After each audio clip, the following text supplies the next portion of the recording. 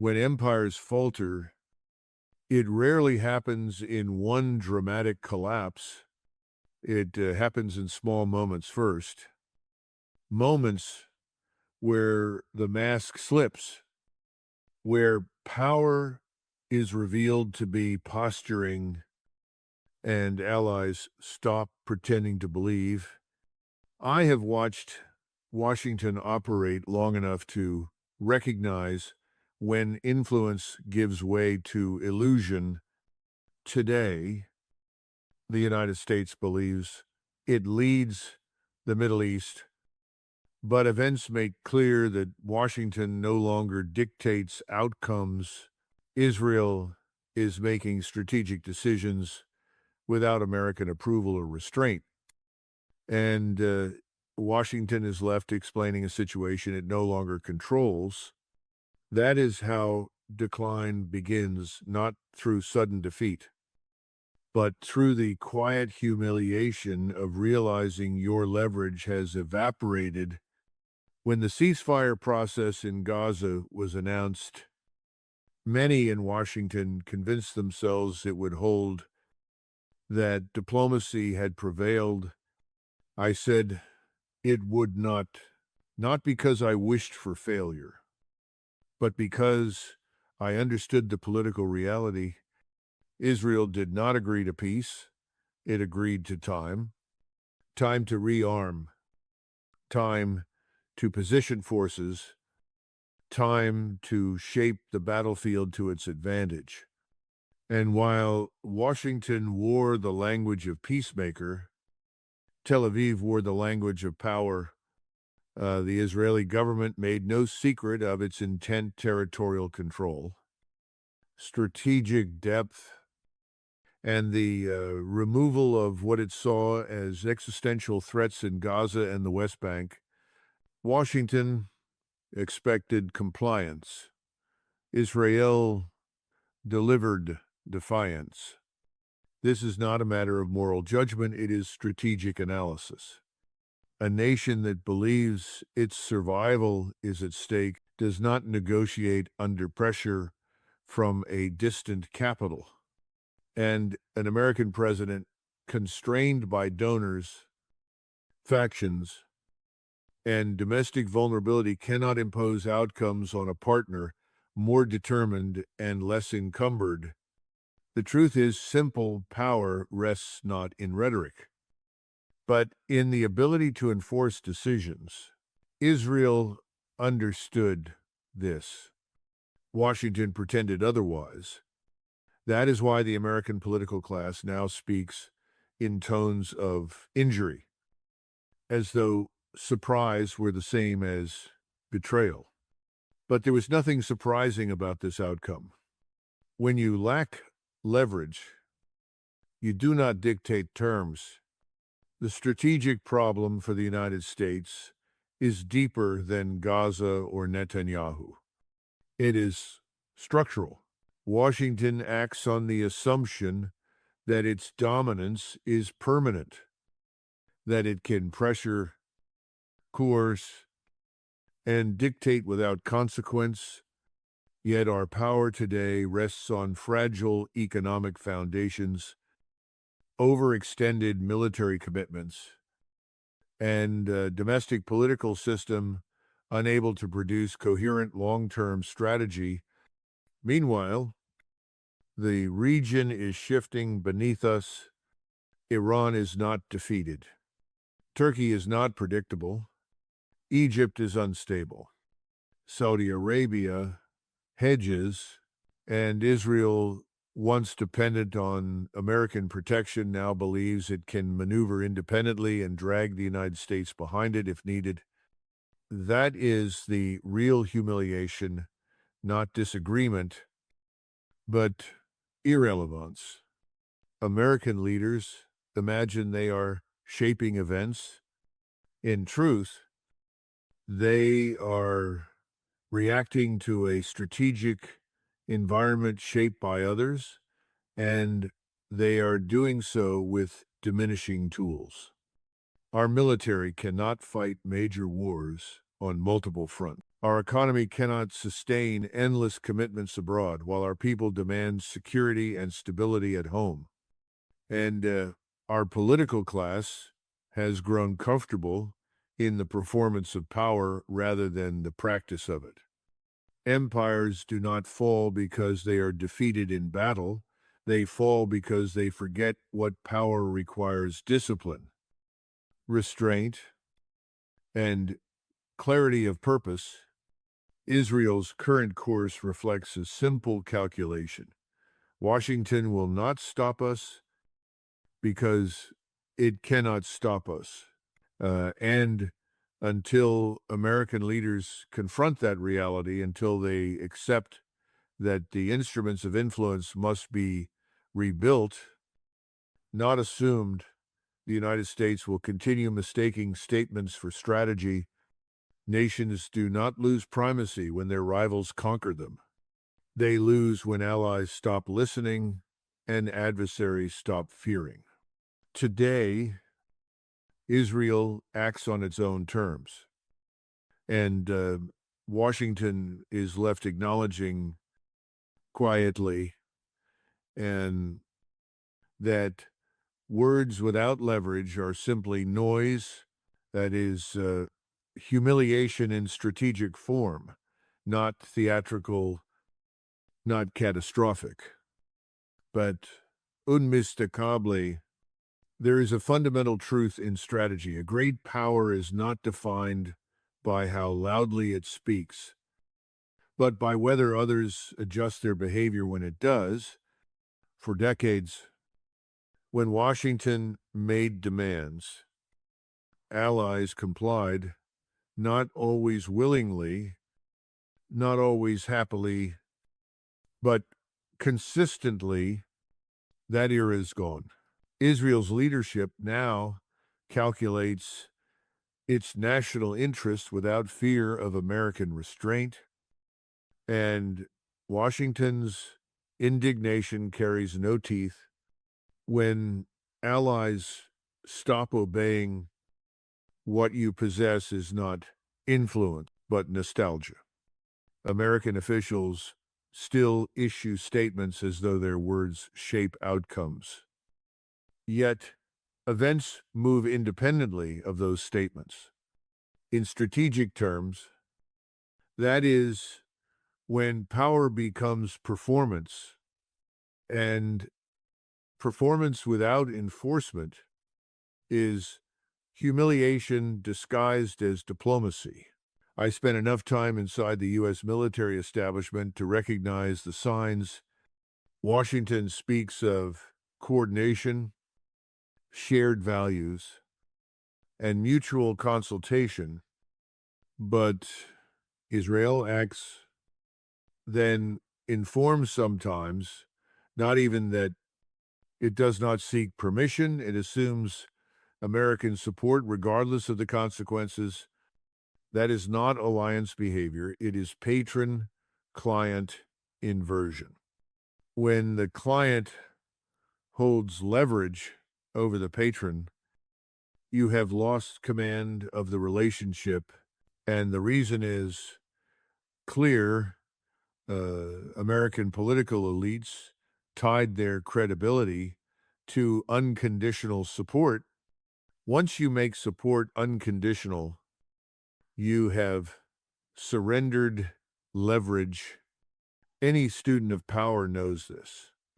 In alliance management, unconditional guarantees destroy discipline and encourage unilateralism. Israel understands that perfectly. Washington pretends it does not. What we are witnessing is not betrayal. It is strategic independence born from American overextension and political paralysis. The United States cannot enforce red lines abroad when it has none at home. Our political factions are divided not just over policy, but over reality itself. Domestic politics have replaced statecraft. Donors exert outsized influence. Presidents fear electoral backlash more than strategic failure. In that environment, Israel sees no reason to compromise because it knows American leaders will argue with each other long before any of them confront Tel Aviv. Power dissipates when internal division becomes visible. Every hesitation, every contradiction, every public dispute signals weakness to allies and adversaries alike. Meanwhile, American prestia erodus, when Washington urges de-escalation and receives escalation in return, observers take note not just in the Middle East, but in Ankara, Riyadh, Moscow, Beijing, and beyond. Every capital understands the implications the United States can request, but it cannot compel, and if it cannot compel an ally, it certainly cannot coerce a rival.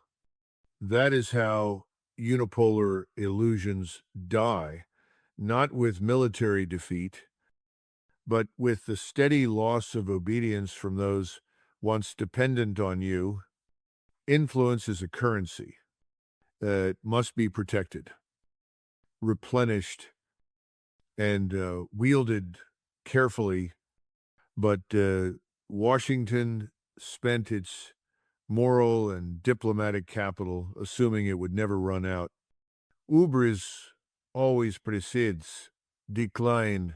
Israel's leadership now behaves as a state untethered, expanding settlements, rejecting peace initiatives, ignoring ceasefire frameworks, and dragging the United States into diplomatic storms without consultation.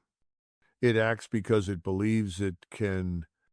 It believes Washington needs it more than it needs Washington. That is the definition of inversion in alliance management. And once inversion happens, the patron faces a choice: reclaim discipline or accept subordination. So far, Washington has chosen neither. It has chosen denial. But denial is not a strategy.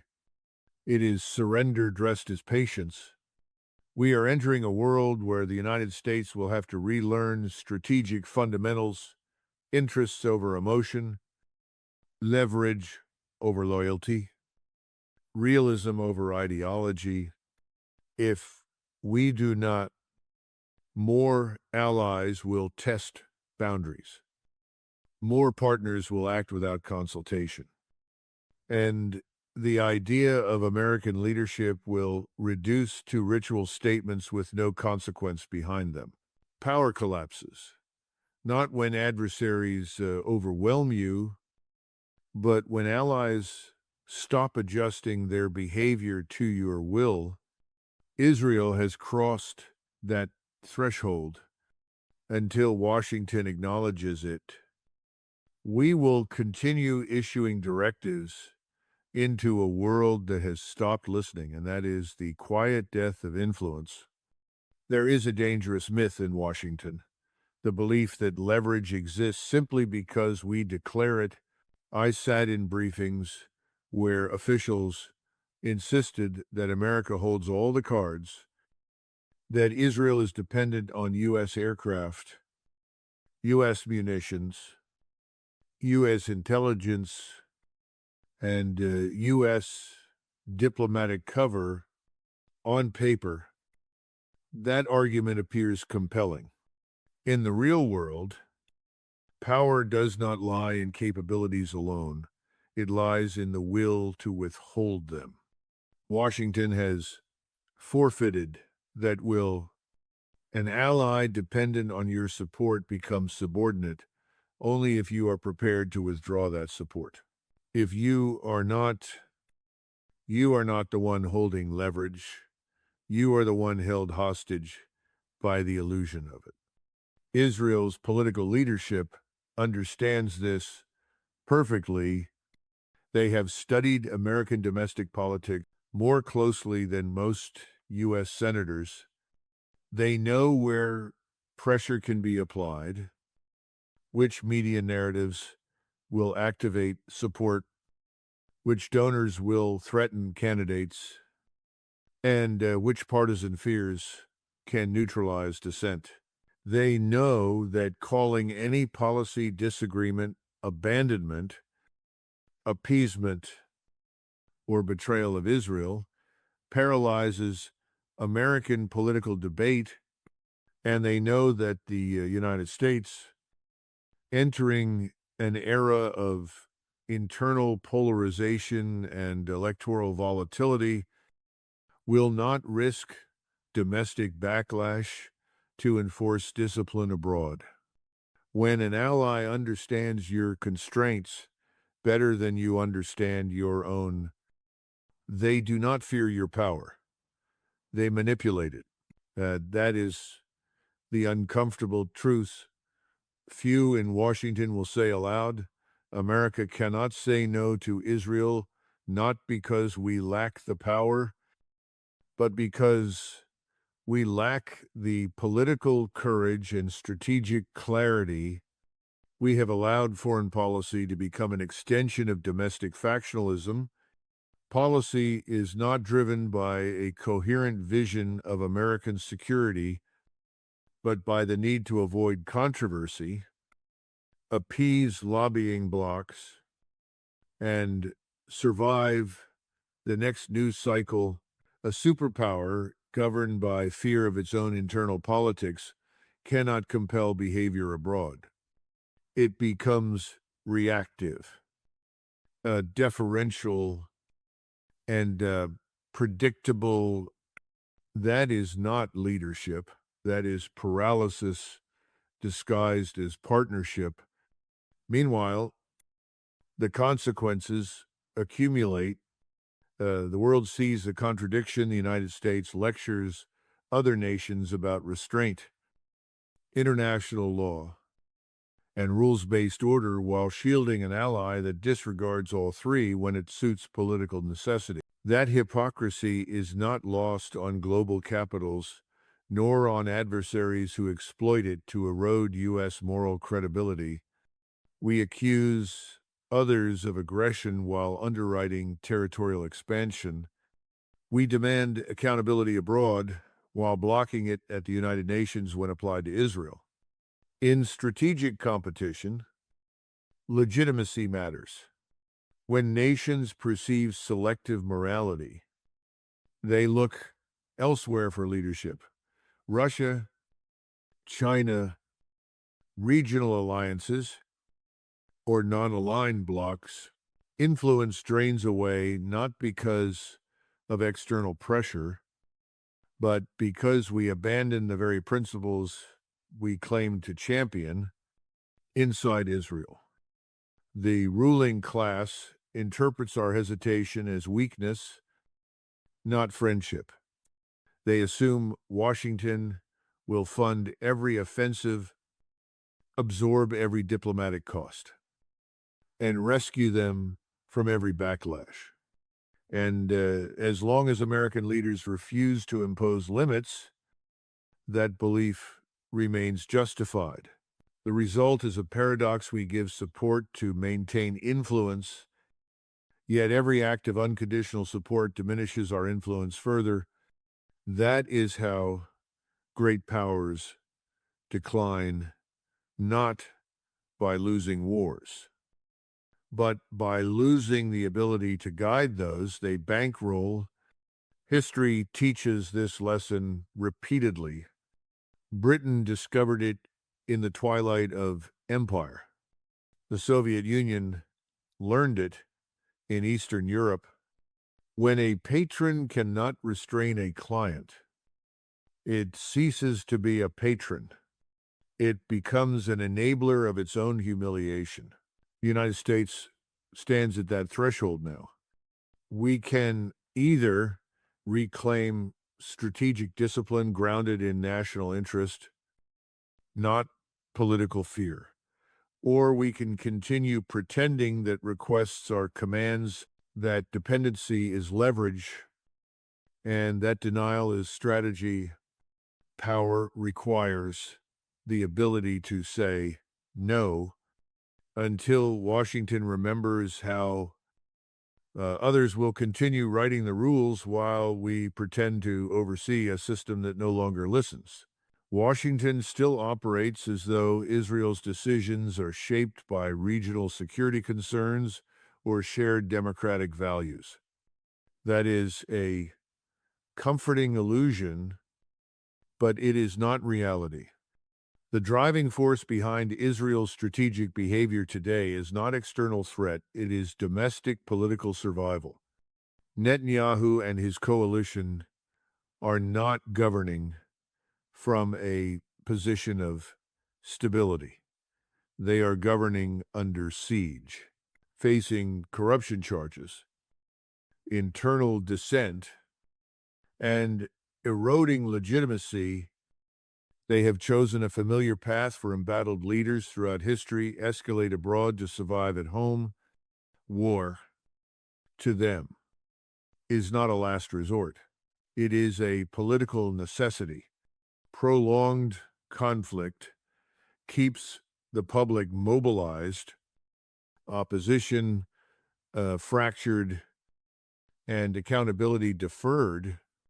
A peace process would require compromise. Compromise would threaten the coalition, and so war becomes perpetual by design, not strategy. American leaders refuse to see this because it would force a painful admission: Israel's interests are not aligned with ours. Our foreign policy establishment cannot bring itself to acknowledge that Netanyahu benefits from American paralysis, not American pressure, that he views Washington's hesitation as a shield, not as guidance, and that any U.S. effort to impose restraint is filtered through his primary objective, political self-preservation. In such a system, statecraft is subordinated to coalition politics. Ministers with radical agendas hold veto power. Settler movements exert influence over national strategy. Security institutions are pressured to align with ideological objectives. This is not mere dysfunction. It is strategic drift disguised as strength. If the United States possessed strategic clarity, it would recognize this immediately. An ally driven by domestic political desperation becomes unpredictable, unmanageable, and ultimately dangerous to its patrons' interests. It drags you into crises without consultation. It escalates when restraint would serve you better. It rejects diplomatic exit ramps because it cannot survive peace. Yet Washington persists in the comforting illusion that Israel's actions stem from shared purpose. In truth, we are dealing with a leadership that views American support not as a partnership, but as leverage to pursue its internal agenda. This blindness comes at a cost. While Washington clings to talking points about regional stability, Israel reorganizes facts on the ground, expanding settlements, displacing populations, and cementing control where it intends to remain permanently. These are not tactical maneuvers. They are nation-shaping decisions designed to outlast any American administration. And once facts are established, the United States will face a dilemma: accept realities it never endorsed, or confront an ally it has conditioned itself to indulge. Neither path benefits American interest. A great power that cannot anticipate, cannot influence, and cannot restrain is not leading, it is reacting, and usually too late. Meanwhile, adversaries observe. Iran sees opportunity in American hesitation. Turkey sees space to pursue its own ambitions. Russia and China see diplomatic openings as U.S. credibility erodes. Even Gulf states, once reliant on American guarantees, hedge their bets. Washington still calls itself the guarantor of Middle Eastern order, yet the region now writes its own rules, and Israel, ironically, is among the actors redefining that order in ways that diminish American primacy. The simple truth is, this U.S. policy toward Israel is not grounded in strategy. It is anchored in habit, sentiment, and political fear. We support actions that undermine our position because we refuse to acknowledge that our ally is no longer responsive to our guidance. That is how great powers lose their footing slowly. Then suddenly, when reality can no longer be ignored, Israel's domestic agenda is reshaping the battlefield, and Washington stands on the sidelines, insisting it still holds the reins. But power is not declared, it is demonstrated, and right now, Israel demonstrates agency while the United States demonstrates hesitation. That is not alliance management, it is strategic self-deception. In Washington, the foreign policy is no longer driven by national strategy, it is driven by political survival, donor influence, and the inertia of a system that confuses loyalty with discipline. When I say the United States cannot say no to Israel, I am not describing a lack of military leverage. Our aircraft, our munitions, our intelligence networks, all of them provide Washington more than enough leverage to demand compliance. But leverage without the courage to use it is not leverage. It is symbolism, and symbolism does not shape history. Influence does. The difference between the two is discipline, a trait that has vanished inside America's political class. In Congress, many members speak about Israel not as a sovereign state with its own interests, but as a moral project whose actions must never be questioned. That is not foreign policy. That is devotion. And devotion has no place in strategy. Nations do not have sacred relationships. They have interests. A superpower that forgets this ends up subordinating its security to the domestic preferences of lobbying networks and donor blocs rather than the needs of its citizens. When billionaires, pressure groups, and media gatekeepers frame every disagreement as betrayal, and when elected officials internalize that fear, you no longer have a foreign policy. You have a reflex, one that others learn to exploit. It is no secret within Washington that politicians dread the accusation of being anti-Israel more than they fear strategic failure. That fear dictates votes, shapes rhetoric, and silences dissent. It creates an artificial consensus, not a consensus, rooted in analysis, but one enforced by intimidation and political calculation. But manufactured consensus is brittle. It cannot survive contact with reality. And right now, reality is forcing a reckoning The American people are not blind. They see their leaders defend actions abroad that they would never tolerate at home. They see endless support for foreign conflicts, while infrastructure crumbles and borders remain porous. They see moral language deployed selectively, integrity sacrificed for political convenience, and national interests subordinated to domestic pressure coalitions. And they ask a simple, devastating question: who does Washington serve?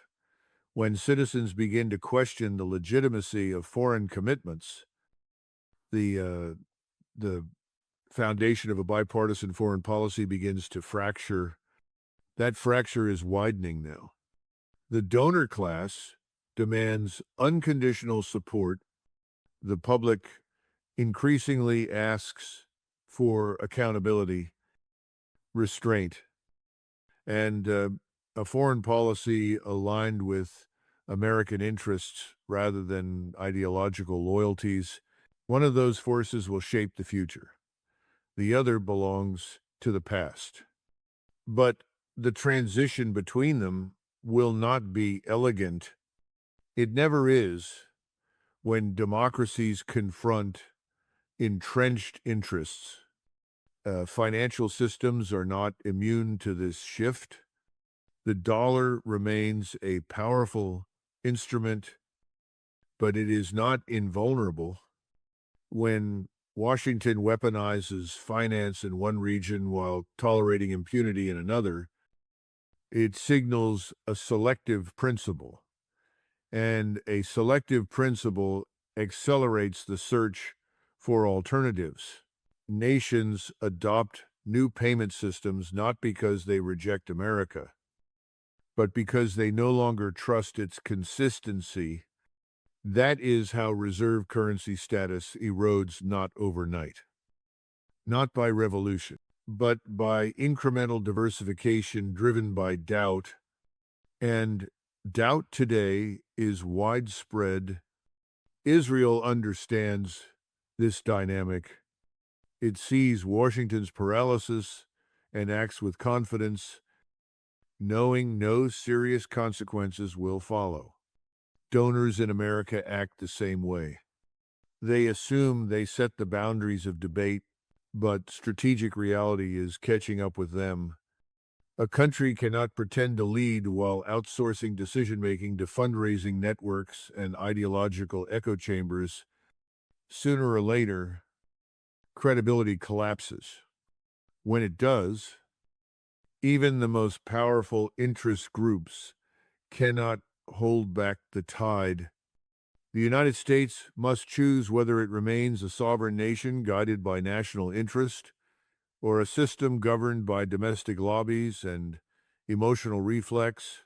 Superpowers do not survive when they confuse sentiment with strategy.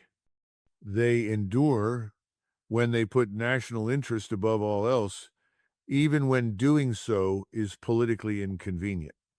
The question before Washington is not whether it supports Israel, it is whether it still recognizes that the interests of a great power cannot be outsourced. If we cannot answer that question honestly, others abroad and at home will answer it for us. There is a point in the life of every empire when it stops commanding and starts reacting. It continues issuing statements. It continues projecting confidence. And it continues pretending that history still bends to its will, but beneath the surface, it has lost control. You've reached that point when your supposed client state dictates your policy rather than the other way around. Israel has reached that point with Washington, and Washington refuses to say it aloud. The United States imagines itself as the senior power, the guarantor, the indispensable nation directing events.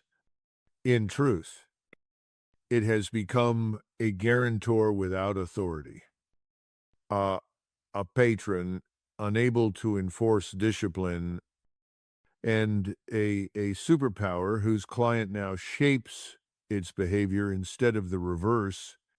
That inversion is the clearest sign of strategic decline, not in battlefield terms, but in the realm of will, influence, and political sovereignty. Tel Aviv understands that American leaders fear domestic backlash more than international consequences. It knows Washington will not risk political capital, donor networks, or media backlash to restrain an Israeli government that openly dismisses U.S. advice. So Israel makes its own rules, tests Washington's limits, and demonstrates to the world that American red lines are neither red nor lines, merely phrases for domestic reassurance. If the patron will not impose consequences, the client ceases to be a client. It becomes an independent actor funded and shielded by a state too paralyzed to assert its interests. This is not unprecedented.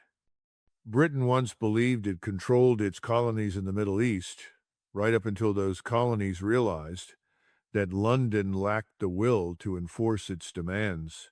The Soviet Union assumed Eastern Europe would remain compliant until one nation after another tested Moscow's hesitation and discovered weakness instead of resolve. Power does not vanish overnight. It fades when others learn you are unwilling to use it, when deterrence becomes assumption rather than capability, when partners no longer calibrate their decisions to your interests because they no longer believe you will enforce them. Israel's government has internalized that lesson. It does not fear American threats because it has seen those threats dissipate into statements. It does not fear sanctions or weapons delays because it knows Congress will override objections and lobbyists will discipline any dissent.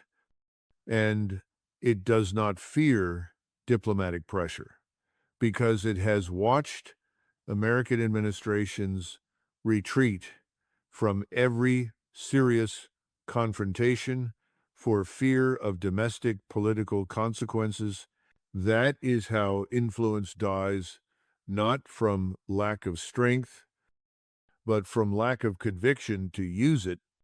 Some will argue that Israel is a critical ally, that its military strength and intelligence cooperation justify unconditional support, but alliances require reciprocity.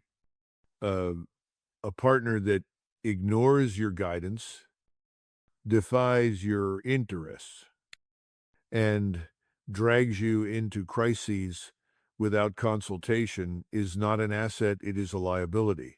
And a superpower that allows such an arrangement is not exercising leadership, it is surrendering it. When American aircraft, American satellites, and American money are deployed in service of policies we do not control, sovereignty erodes, influence becomes hollow, and the rest of the world takes note. I do not blame Israel for pursuing what it perceives as its national interest. Every nation must do so. Blame Washington for forgetting to pursue its own. The United States has allowed sentiment, pressure, and political paralysis to replace strategic judgment. It has confused loyalty with obedience, partnership with dependency, and moral rhetoric with national interest.